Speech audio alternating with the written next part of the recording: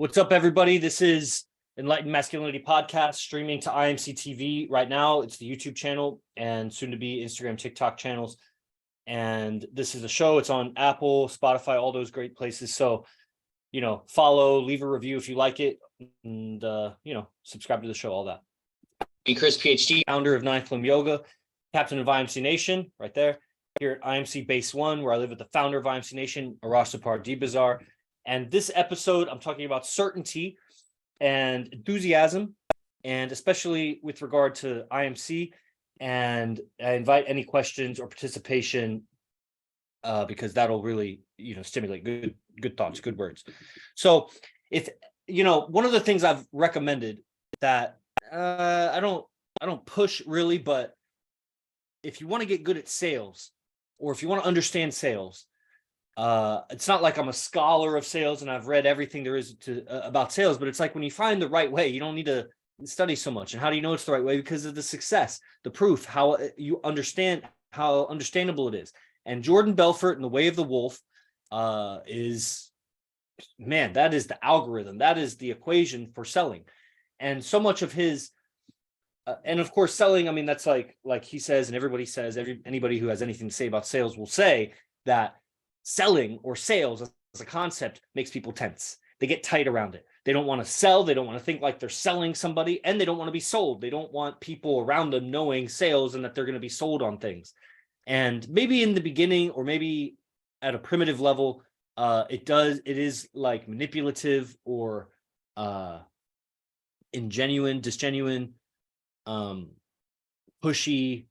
It could be all sorts of things, violating, But at a higher level, at a more enlightened level, selling is the art of communicating. It's just the science of communication, and how, because when we're communicating, we're already selling. That's what it is. You're selling your ideas to somebody. You got something to say, you're selling them on why they should pay attention.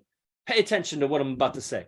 And a lot of people, let's say if you have friends, your friends, you already have so much rapport and trust with them that they're just going to listen to you. But at first, you'd have to get a stranger to listen to you. And in the beginning, you can't come at them with like your most advanced or high level thoughts, or your deepest thoughts, or most intimate, personal, vulnerable thoughts. Like this, it might work occasionally, but that's not really a good strategy for interacting with new people. Like you got to start off slow and then ease them down the straight line of what you're trying to get to. And most people in casual conversations, it's just like all over the place. They don't really have a direction they're going in, versus like a lecture, a podcast, a sale. Like if you go to a car dealership, they're not trying to, be best friends with you. Now, a good salesman will have a lot of qualities that if you're a high level person, you'd want to be friends with them. Why wouldn't you want to be friends with a high level person? And so in Jordan's method, so much of what I remember, I read the book 3 times. I haven't gone through his audio system. I've watched some of his YouTubes, but I really studied that book. And like a lot of what I found, a lot of very good authors, maybe they're prolific, they have a lot of material. One of their books is enough to really it's so thorough and elaborate that you could really just re-examine that book over and over, and you're going to get a lot of their system. They write these other books because they have the communication to come out, and maybe it gives slightly different perspectives or angles on the same topic. This is what I found with H.T. Odom, where I did my PhD, with Jordan Belfort, with even AZD. I study so much of AZD's lectures and stuff, but really so much is just in one lecture. I mean, if you really got it, like that's the beingness is right there. And so with the straight line sales system of Jordan Belfort, it's so much a transfer of certainty, that you have certainty about this thing. That's why you really got to believe in your product. And, in relationships, you believe in yourself. You're selling yourself. Or, there's aspects to that, like you're selling a future with you. A lifestyle with you. That's not necessarily you, but it's what you have created and what is being promised to the other person if they align with you. So it's a transfer of certainty. It can come across pretty dry, like you're going to make a girl certain, or you're going to make a client. I mean, it makes more sense in a client sense, but like you wouldn't want a girl being uncertain about being with you. That's just not going to be a stable relationship. You don't need it to be. You don't need a relationship. But if you want her to be fully compliant and obedient and follow your guidance and listen well and align well with your life, so it's not adding friction to your existence and making unnecessary dissipation of energy to handle her drama or her disagreements and arguments or whatever, then there needs to be certainty transferred. And you may be certain about it and they may not. And that may be because of differences in beliefs or whatever, which is the art of communication and selling. You start to ascertain their values and where they have disagreements or whatever. Or it may be that your skill of communication, you haven't gotten it across. So you have all this certainty, but haven't got, like, I could be really good at wrestling, or I'll use jujitsu as an analogy now. I could be really good at jujitsu and I'm trying to teach it and the other person is just not getting it. And it doesn't matter how good I am. They're not going to get it just because I'm good. I have to transfer it. And in summary, I mean, I think I've talked about it on this podcast before. In summary, they need certainty about you or the salesman, basically. So in like a relationship, it would be you, your personality. They need certainty about three things: you, the company being like IMC Nation would be the company, where we have all these bases and they're sprouting up and people keep leveling up, and we have all these testimonies that are giving you certainty about the company. And the testimonies also give you certainty about the product. So there's the salesman, the product, and the company. And in a relationship, that's going to be the person, the lifestyle, and whatever the service in that is going to be, like her reputation and like how she feels being with you. Like she actually likes you, like she likes the relationship. So it's the relationship, it's the future, the survival, and then you as a person. And certainty needs to be had on all three of those. At 10, if possible, 10 out of 10 certainty. Some people have different thresholds, so maybe a 7 out of 10, 8 out of 10. 2 out of 10, but some degree of certainty, whatever. And then unique to that individual, how much certainty do they need? And that's not necessarily a static thing. That could change through time. It could change day to day.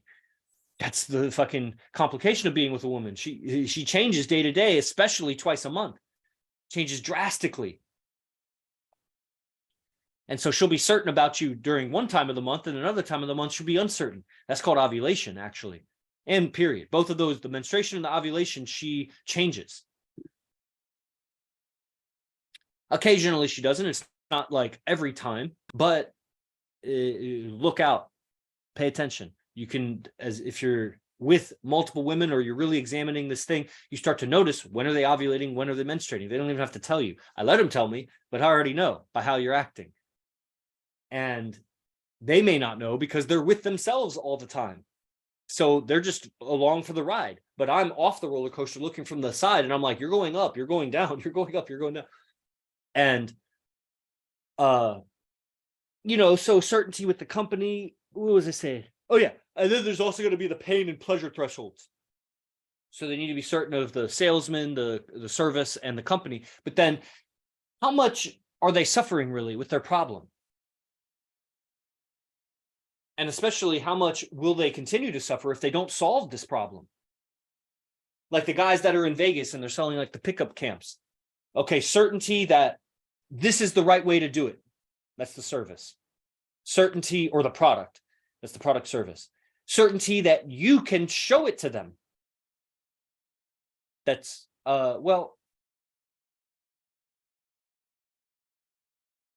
honestly, the system of pickup would be the company. IMC and the system of pickup would be the company. It's still IMC, but also the system of the philosophy, the school of philosophy. That's like the company in this example. So they should become certain that mystery method and the IMC method is the way to go when it comes to getting women. Then they also need certainty in the service, which is you or Eros or whoever the coach is. Those are the people to show you pickup. Why? Because XYZ. And they need certainty. They got to get it. And then certainty in the salesman that you're telling them the truth about these things. Then they need also pain and pleasure. So what is the pain if they don't solve this thing with knowing how to talk to women, how to approach women, how to socially interact in venues with lots of people, anything that's related to, so much of pickup is related to lifestyle. Like you just need to be well groomed and have good fashion. Well, that's good in life also. But then we see that life is game. Game is life. You don't need to go to Vegas necessarily or anywhere. You don't need to go somewhere outside of your town to pick up women. You just need to optimize for your environment, and there's probably women there, unless you're at like some oil rig in the middle of Texas, then you probably got to go somewhere to get women. But your town, your city, it's there. So, those skills. But what is the pain of not solving it? Fast forward another year, 2 years, 5 years, keep working on your business, guy. Don't worry about getting women. Just stack your money and then worry about getting women. What's the pain of that? And there's a truth to the outcome of that. Like it's really not going to happen like guys plan. They think 5 years I'll make money and then I'll get to it. And in 5 years, you're going to have more problems and you're going to settle for whatever woman gives you a vagina because you're going to be so starved for it. And you haven't educated yourself on the truth about masculinity, femininity, monogamy, and all that stuff. And you've just been a victim of the news. Like you haven't been practicing and studying. So you're conditioning. And at some point you hit 30, you hit 35, and it's like, man, it's really hard to learn anew how to socially interact and how to talk to, because a 35-year-old man still wants an 18 to 23-year-old woman. That was the joke at the Jiu-Jitsu Academy. The one guy from Britain is like, my ideal age is like 28 to 32. And I was like 18 to 23. I just kind of cut him off. And then him and the jiu-jitsu coach, who's like 50 years old and married and whatever. And they're both, like they're laughing, like the truth of it. Like, what do you think? Because I'm getting older that I'm supposed to like older women? I like maturity, but in certain aspects, like not, we would probably needed to like kind of define that, but definitely an ability to communicate. Yes. But a youthfulness also, yes. Youthfulness and ability to communicate. So why do they have to be at odds with each other? Because she's so miseducated. But so is the older woman is miseducated. She's almost more difficult to be with because she's more certain of her way of communicating, which has delivered to her life that she has, that she meets you with. At least the younger girl is more able to change. And there's so many biological, you just fucking read the books. You think you know, you don't know until you read the books. The scholars that have dedicated years, decades to studying and putting it out in a way that you can understand, that condenses the information. It's like a whole thick book about evolutionary psychology. Yeah, there's a dozen of them. And there's some repeats, there's some cross references where they reference each other, but totally different authors. They paint you a dry picture of men and women and how they mate. Then you bring in seduction and the pickup arts, and it gives you this artistic perspective of how to mate. But if you have science with it and the artistry, now you're a lethal man and you're cut above the rest. Even if you got money problems, you got family problems, you got this and that, and all of those basic problems, you are seeing through this illusion, this veil of how men and women are interacting. Like they're so peaceful and equal and no agenda. Like, man, you're missing it. And that's why there's a lack of satisfaction and certainty about your own life. So a woman that gets with you, a man that's privy to this information, she's going to gain a lot more certainty about, why her communications have gone a certain way, how to better handle communications, friendships, guys and girls at the workplace, family relations. She gains a lot of certainty, and that's going to bring a lot of contentment. It'll bring a lot of heartache too, or headaches, really, not even heartache, a little bit of both probably. Because just because that person's no good for you, separating from them or cutting ties doesn't always just like feel great. You'll feel like a load has been lifted off your shoulders, but you also feel a little emptiness, like, I kind of miss the good times or whatever. Well, you just need to replace those with better times. So you need certainty about the individual, the service. You need certainty about the salesman, about you as a salesman, certainty about the service, the relationship, the lifestyle, whatever, and certainty about the company, like the future is going to be safe and this thing is an up climbing stock and the future is going to be better. I'm not buying into a dying proposition. And then the pain of not solving that. So the woman, what's the pain of you being single? That's the thing about an 18 to 23-year-old girl. She doesn't feel the pain of being single that bad. She has a bright future ahead of her where thousands of men are going to at least approach her.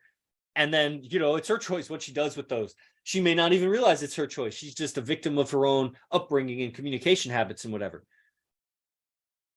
But later on, later 20s, early 30s, and later, the woman is starting to feel the pain of, she may not realize what this pain is coming from. She may think that I just need a good man or there's no good man or whatever. And it's like the way you communicate, the way you portray yourself, the beliefs that you talk about, how you present yourself physically has gotten you where you're at.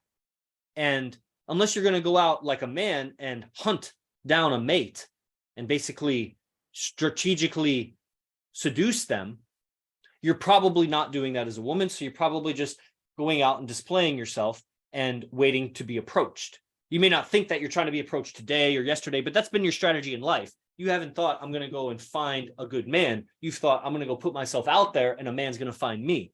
And so that's so yin. Oh, okay, that's yin. But what are the locations you chose? What are the wardrobe you wear? How did you present yourself? How did you like, you're still doing that. You have that active role.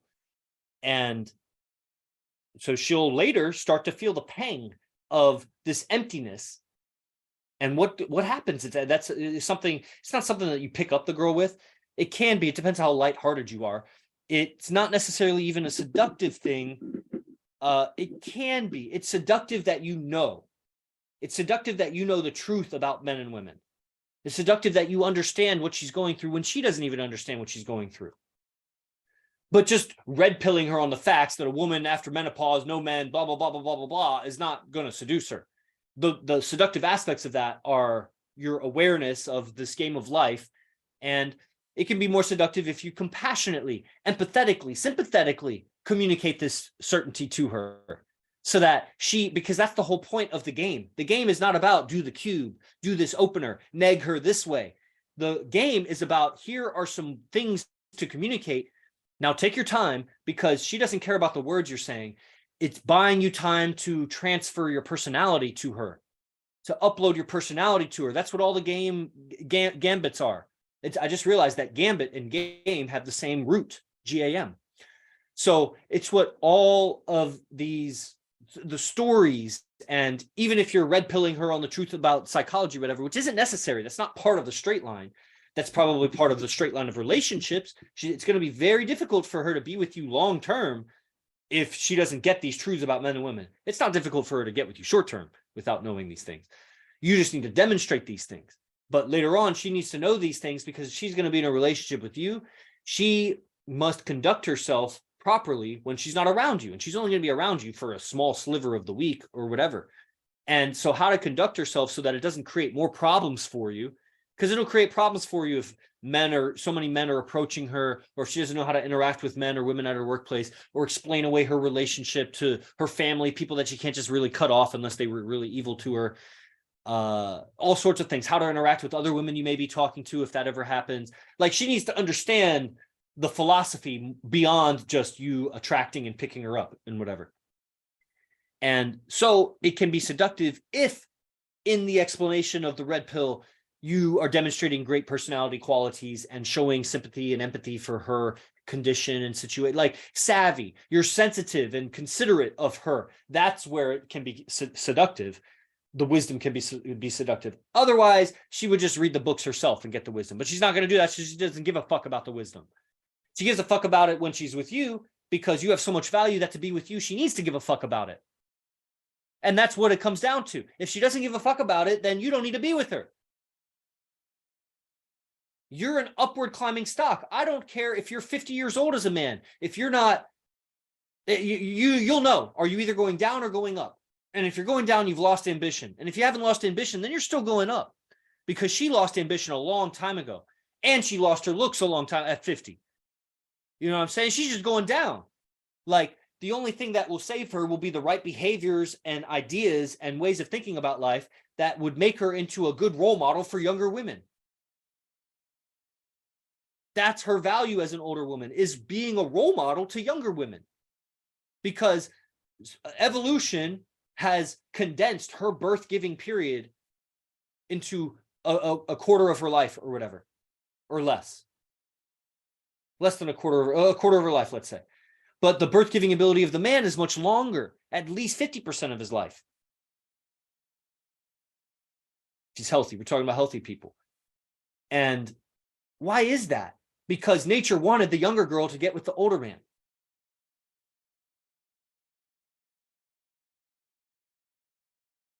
Because he was better at survival. Because you accumulate resources and reputation and connections and social status. So you're better able to protect for young, to provide for young. You have better wisdom to transfer to the young. And she, at younger, is better able to give birth to healthy babies. And to multiple healthy babies. She has years ahead of her. And that's not necessarily what we're playing in the modern game between men and women. A lot of guys aren't ready or don't want kids. Some girls, I mean, girls want kids because it gives them security in life, but they want kids from, they also want the unconditional love of a child, which is pretty selfish. But that's, they want purpose. They want to be needed in varying degrees. So what am I talking about here? Somehow I got into relationships. The straight line, certainty. They need to feel the pain of if they don't solve this aspect of their life. And they need to feel the pleasure of what's it going to be like if you did solve it. So I'll be like asking a girl, what's your ideal relationship? Now she's going to BS. She doesn't know because she hasn't had an ideal relationship. So how'd she fucking know? But you still start to get some ideas in the direction of it. There's the pleasure. Well, what happens if that never happens? There's the pain. Well, okay, you're the salesman, so she just needs to like and trust you. So you're just being an authority, you're being enthusiastic, not being callous, not being abrasive, you're listening well, but you're a good salesman. Like you listen well and you're a good communicator. She trusts you. Not you as the seducer, you as the salesman of these ideas. Then you as the seducer, you as the relationship prospect is the service. You are the product and service. A relationship with you is both sexually, intimately, in all aspects. The relationship with you, is she attracted to you? Is she comfortable with you? That's the service or product. And then the company, what's the lifestyle? What's the future? Part of the company could include your tribe, your gang, your friends. That's part of your future also. So, with IMC, it's kind of like, in martial arts, there's a lot of fancy kinds of martial arts and they look impressive. Kicks, fast movements, flexibility, agility, all these things. And when they mix them all together in this mixed martial arts, and just because you do mixed martial arts, let's say I was a wrestler and I go into a mixed martial arts thing, I still don't know how to punch and kick. Just because I'm allowed to doesn't mean I know how. I mean, I know how to do that and like kick, but like it's going to be so off technique and off balance. And like, I haven't designed my structure and my muscle habit and everything to land a strong blow. So you mix all these martial artists together and I'm just going to try to take the guy down or throw him or something. Meanwhile, somebody that did like Kung Fu or something, they're looking to do these like strikes. But once I get in on them, I'm in under them, I'm lifting them, or I'm like behind them or something. Do they know what to do? They may have some techniques, just like I have some techniques for punching and elbowing and whatever, but it's not going to be on the same level. And same thing if you get like, a Taekwondo or a Tai Chi guy or something against a Jiu-Jitsu guy, or a Muay Thai against a boxer. Like he doesn't know how to kick, but he's better at boxing than a Muay Thai person, but the Muay Thai person is going to kick. So when you mix all of these combat arts together, just because you're mixed together, I don't know how to do Kung Fu just because I'm fighting a Kung Fu guy. I'd have to fight the Kung Fu guy like a wrestler. So when you mix them all together, you have to kind of rely on your skill set. And what we found was that Brazilian Jiu-Jitsu is the best. Brazilian Jiu-Jitsu beats all of them on average, right? If you box and you punch me in the face and I get knocked out, you win. But if you don't knock me out and I get in on you and I know Jiu-Jitsu and you don't, I'm going to win. Unless you somehow sneak in like some punch that knocks me out. But as long as I can take a hit, and if it's not a square hit on the jaw, like, and I'm prepared for it, like I see the fist coming and it's hard to knock somebody out if they see it coming. And you're of similar size. It's not like a fucking rhinoceros hitting an ant. So we find that Brazilian Jiu-Jitsu is the best. Muay Thai or kickboxing, probably Muay Thai, is second best. And if you combine Muay Thai with Jiu-Jitsu, you're very, very lethal. Because you got the striking and the stand-up, and you got the ground and pound and all the Jiu-Jitsu submissions, taps, chokes, all those things. But we wouldn't know that until we mix them all together. Apart, keep them separate, don't let them fight each other. And Taekwondo thinks they're the best, and Krav Maga thinks they're the best, and everybody thinks they're the best. Because if they didn't, why wouldn't they would go to the one they think is the best? If they're drawn to the martial arts and fighting and combat and survival and that stuff.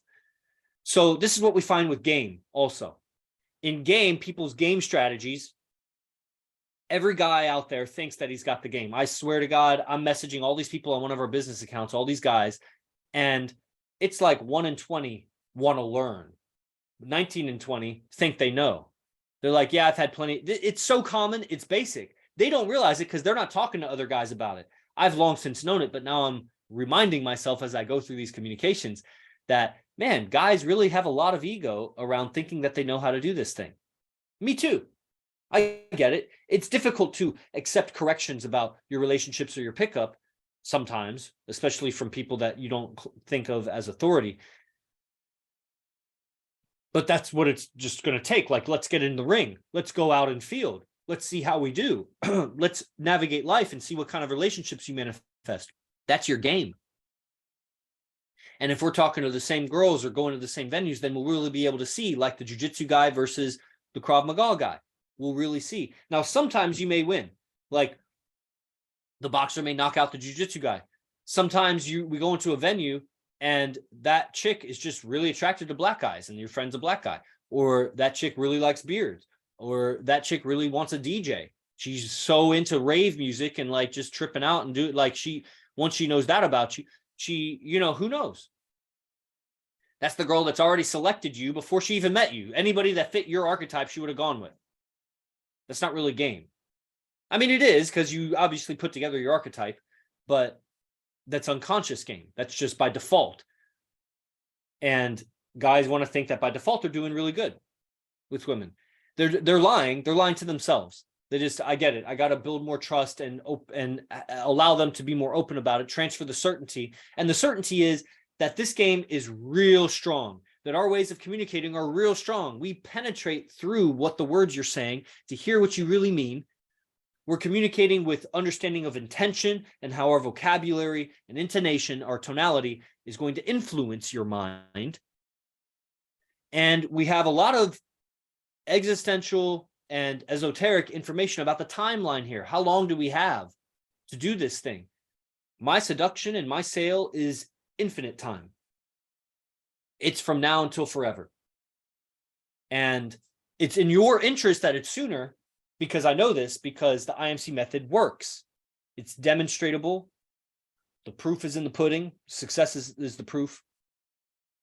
I live a very good life.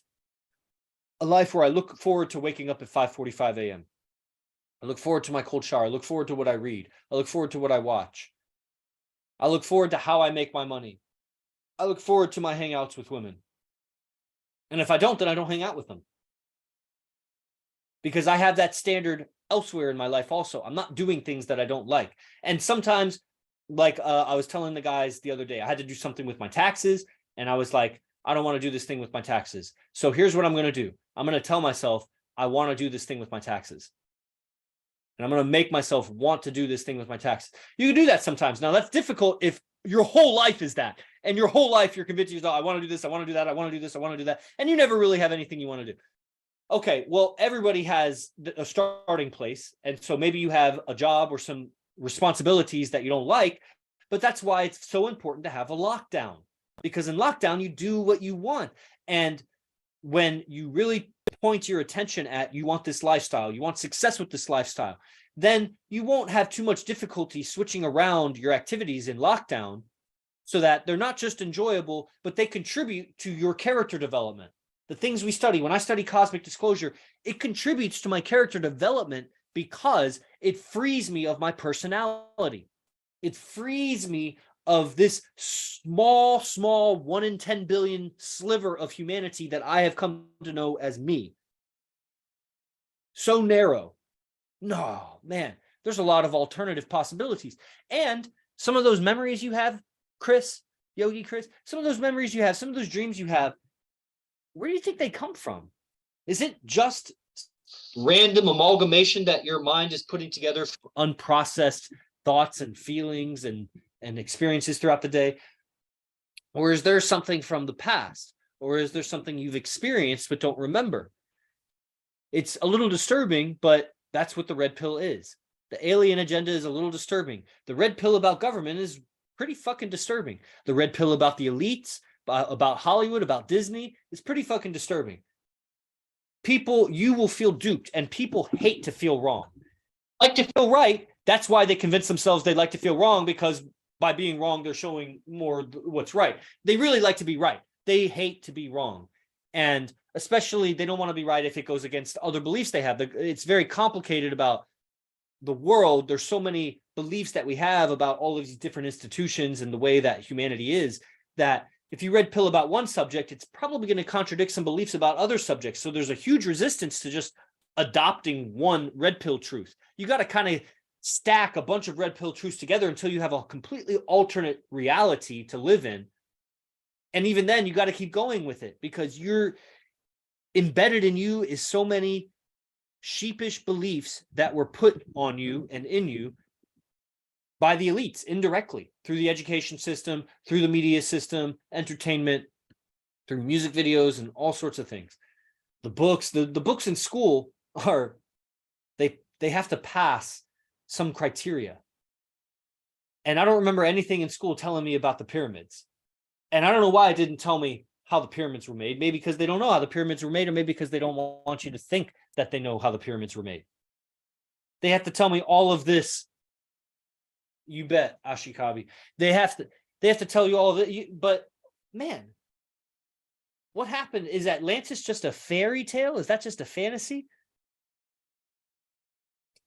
See, they give you a reasonable story, a story that kind of makes sense, and you buy it because you didn't question it at 5 years old, and it just kept stacking on itself. 6, 7, 8, 9, 10 years old. Like, at what point are you going to red pill yourself out of nowhere, living with your parents, going to school every day, and start questioning what history is telling you?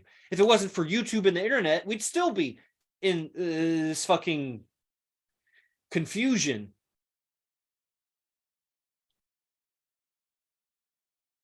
And where was I going with all of this? I went wayward with that. Oh, the straight line of enlightenment, the IMC method, the certainty that this is, the certainty about the service, the certainty about me as a salesman, the certainty about the company's getting better, and then the pain of you not getting these understandings and these ways of communicating, and the pleasure of you getting them. That's difficult for people to assess. You got to kind of guide them through that. They don't even know. I mean, girls, guys, of course, but girls will give so much testimony about, it's amazing when they feel empowered and they finally handle some situation at work or some situation with a friend or a family member that's just been lingering and nagging. That happens with guys too. And it's usually in the situation where it's been going on for years and years and years, maybe their whole life if it's a family member, and they never knew how to stand up for themselves or how to put that boundary there. Look, there's a lot of systems of self-help. There's a lot of self-help psychology books out there. There's a lot of pop psychology out there. There's a lot of movements that you can get a part of. And, boxing is going to teach you something how to fight. Wrestling is going to teach you something how to fight. Krav Maga is going to teach you something how to fight. But what's the winning martial art? What is the winning system? And success will be our proof. When you get on board sooner, you benefit better. But a lot of people, they got to wait until they're really hurting. So the 18-year-old, it's hard to seduce her, but the 39-year-old, it's easier to seduce her. If you have the truth, because she's looking at a grim outlook ahead of her. And that's a hard pill to swallow. And that's maybe not the most sensitive way to say it, but shit, we can all look back at our life with error. I'm 36 and I got into IMC at 28. Man, what if I just found it earlier? What if I had found yoga earlier? What if I'd be so much further along? Damn it. Like, if once you find it, then you go on it. It's like the old spiritual saying. It doesn't matter how long you've been on the path, on the path. It matters that you're on it now. And with that, I'll end this episode of Enlightened Masculinity. Thank you, everybody, for attending. And I may change the schedule, but for now it's 9 a.m. on Wednesday. It'll probably be later on Wednesdays, but still Wednesdays. And in either case, in any case, you can see the recordings on all of the podcast apps. Leave a review, subscribe to the channel, subscribe to IMC YouTube, IMC TV YouTube. I'll see you next time. Os, J Guru Dev.